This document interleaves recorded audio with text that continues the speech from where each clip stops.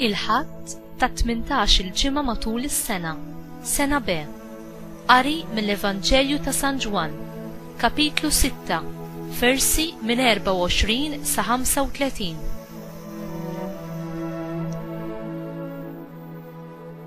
F'dak iż-żmien, in-nies meta ntebħu li fuq id-dgħajsa la kien hemm Ġesu u lanqas id-dixxipli tiegħu, telgħu fuq id-dajjes u marru lejn Kafarnawm ifittxu lil Ġesu.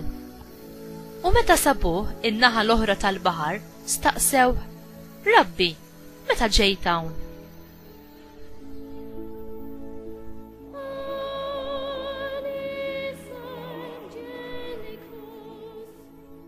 Ġesu weġibhom: Tassew ngħidilkom, intom qegħdin tfittxuni mhux għax rajtu sinjali, imma xkiltu mill-ħobs u xbajtu. Tħabtu mhux għall-ikel li jgħaddi, iżda l-ikel li jibqa' l-ħajja ta' dejjem, dak li bin il-bniedem jagħtikom, għaliex lilu Alla l-Missier immarka bis-siġil tiegħu. Imbagħad staqsew: x'għandna nagħmlu biex nagħmlu l-opri ta' Alla?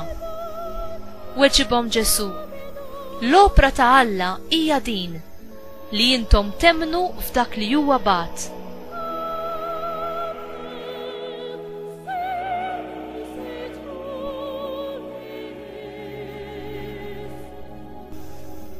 Qalulu: x'sinjar se tagħmel biex aħna narawh u nemnuk?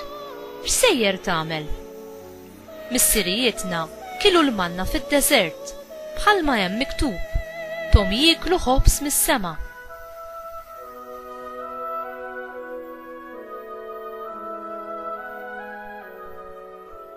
Weġibhom Ġesu: tassew ngħidilkom, mhux Mosè tagħkom il-ħobs mis-sema, iżda Missier jagħtikom il-ħobs tas-sew mis-sema, għaliex il-ħobs ta' Alla huwa dak li jinżel mis-sema u jagħti l-ħajja lid-dinja.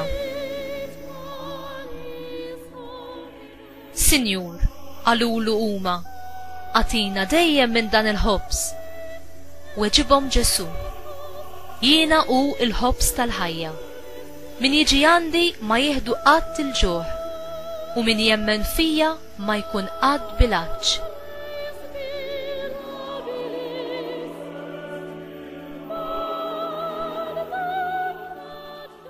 Il-kelma tal-mulej, tifħir lilek Kristu.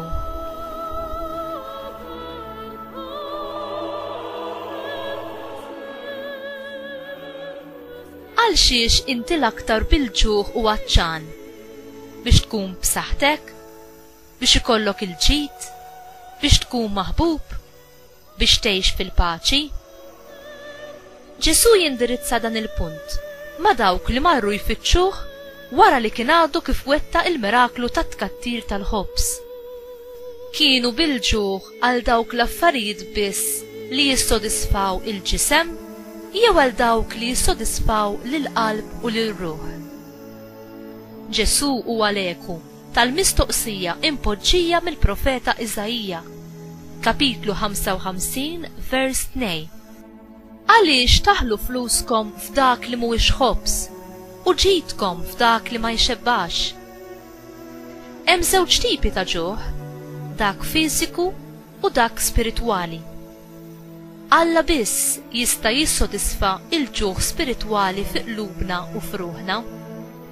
Il-ġuħ għall-verità, għall-ħajja u għall-imħabba. Ġesu jgħidilna wkoll li hu il-ħobs tal-ħajja, il-veru ħobs li jagħtina Alla. Min jilqa' lil Kristu jgħix bih u ma jieħdu qatt il-ġuħ, u min jemmen fi Kristu ma jkun qatt bilanċ. Int bil-ġuħ għal Kristu li hu l-ħobs tal-ħajja li jinżel mis-sema u bilanċ għal kelma tiegħu li tagħti l-ħajja. Il-Lut kienu jqisu il-manna li rċevew fid-deżert bħala l-ħobs ta' Alla. Hekk insibu f'Salm 78 vers 24 u f'Esodu kapitlu 16 vers 15. Din kienu jqisuha bħala l-akbar opra li jagħmel Mosè.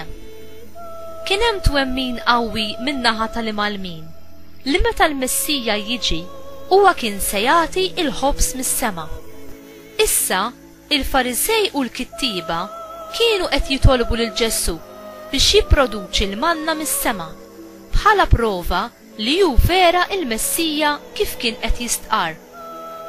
Ġesu iweġibhom billi jgħidilhom li ma kienx Mosè li tom il-manna imma Alla nnifsu u li l-manna li ngħatat lil Mosè u lil poplu fid-deżert ma kienitx il-veru ħobs mis-sema imma biss simbolu tal-ħobs li kien għadu ġej. Ġesu imbagħad jagħmel stqarrija li Alla biss seta' jagħmel: jiena il-ħobs tal-ħajja. Il-ħobs li Ġesu joffri u l-istess ġismu u demmu fl-Ewkaristija li huma lejxin veru tagħna u li jagħtuna il-ħajja vera ta' Alla. Il-manna mis-sema kienet il-figura minn qabel tal-abbundanza superjuri tal-uniku ħobs fl-Ewkaristija jew fl-aħħar ċena tal-mulej li Ġesu ta' lid-dixxipli tiegħu hawn lil-lejl qabel ma bata.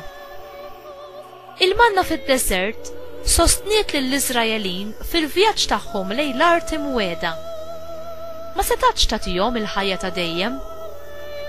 Il-ħobs li Ġesu joffrilna permezz tal-apostli tiegħu li llum huma s-saċerdoti isostnina mhux biss fil-vjaġġ tagħna lejn il-ġenna pajjiżna, iżda jagħtina bl-abbundanza il-ħajja sopranaturali ta' Alla nnifsu kemm għalissa u għal dejjem fl-eternità.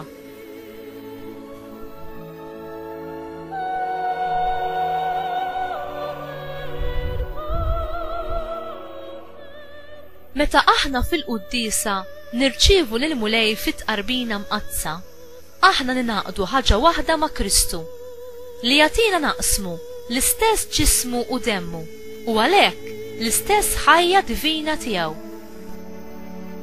Bħalma l-ikel materjali li nieklu isir aħna, hekk ukoll bl-ikel spiritwali ninbidlu f'dak stess li qed nirċievu. Dan is-sagrament jixed il-quċċata tal-imħabba li Alla wera lejna mid-dinbin. Inti tarfu dan id-don kbir li Alla joffrilek ta' kuljum fl-Ewkaristija mqazza? Jew għax tista' tirċevih b'xejn taħseb li mhux ta' xi valur. Qiegħed titħejja għal ħajja eterna permezz ta' dan l-ikel li bih inti tgħix minn issa u għal dejjem fl-eternità.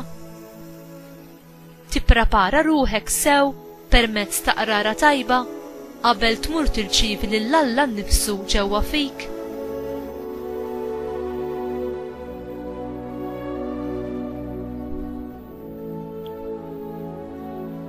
Mulej, kif qal tajjeb Sant Wistin, inti ħlaqtna għalik u qalbna ma ssib qatt kwiet jekk ma tistriħx fik, għax inti biss tissodisfa x-xewqat u l-ġuħ l-aktar profond tal-qlub tagħna. Għatini l-grazzja mulej li nara f'dan il-bżonn u dan il-ġuħ fija nnifsi għal ħobs li jagħtini il-veru ħajja ħalli nixba biss bik. Għajjixni u qawwini ħalli nkun nista' nservik bil-ferħ, b'ġenerożità u bil-ħeġġa il-jiem kollha li inti ser tislifni fuq din l-art u nibqa' maqut miegħek għal dejjem fl-eternità. Amen.